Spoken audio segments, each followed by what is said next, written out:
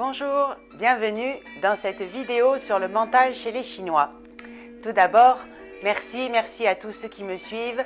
Ça fait très plaisir de voir qu'il y a un intérêt pour la culture chinoise. Aujourd'hui, un sujet un petit peu pointu, le mental. Chez nous, le mental, on a tout ce qui est Freud avec le conscient, l'inconscient, le moi, le surmoi. Et on a aussi des réflexions de développement personnel comme l'énéagramme. On a beaucoup de choses très techniques. Et les Chinois, eux, utilisent une image mentale très efficace que je vais vous présenter aujourd'hui. Les Chinois, on sait, ont un mental très fort. Ils sont très efficaces dans ce qu'ils font. Ce sont de bons partenaires économiques. Ils sont très respectés. Comment construisent-ils leur mental? Voilà ce que je vais vous dire aujourd'hui. Pour les Chinois, le mental est composé de deux parties.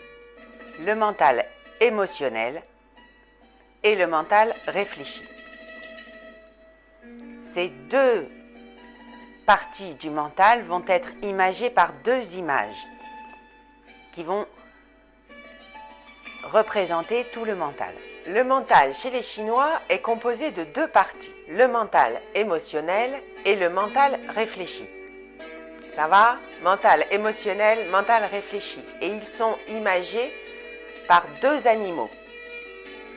Le premier, le mental émotionnel, est imagé par un petit singe.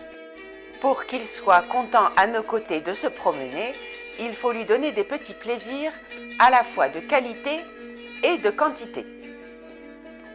C'est-à-dire qu'il faut lui donner ce dont il a besoin. C'est à nous de savoir ce dont il a besoin pour lui donner.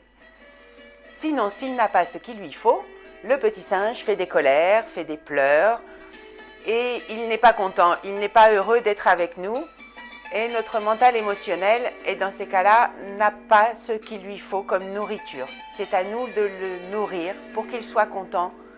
Il faut parfois, le petit singe, le mettre en laisse dans certaines situations.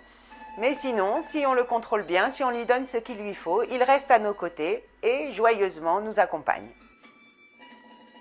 Le mental réfléchi, quant à lui, est imagé par un cheval. Le cheval est d'abord sauvage. Il faut d'abord être en accord avec ses valeurs pour qu'il accepte d'être domestiqué. Une fois qu'on est d'accord avec ses valeurs, il va falloir s'exercer avec lui. Il va falloir s'entraîner. Il va falloir apprendre comment il fonctionne, comment notre esprit fonctionne et après, on va pouvoir sauter tous les obstacles de la vie avec notre mental réfléchi. Inutile de vous dire que c'est le mental réfléchi, c'est le cheval qui décide pour le petit singe. C'est le mental qui sait ce dont le petit singe a besoin, car c'est lui qui va savoir, avec ses valeurs, quelle est la qualité de l'émotion que l'on peut ressentir et que l'on veut ressentir. Donc, les émotions, c'est comme un petit singe qu'il faut garder content en le nourrissant de bonne nourriture, de bonnes émotions, et le cheval dirige, commande, saute les obstacles de la vie. Et voilà, je pense que je vous ai bien parlé chinois. Si vous voulez vous aussi parler chinois, ça devient « je pense à mon singe »,« je vais en parler à mon cheval » ou mon cheval n'est pas d'accord ».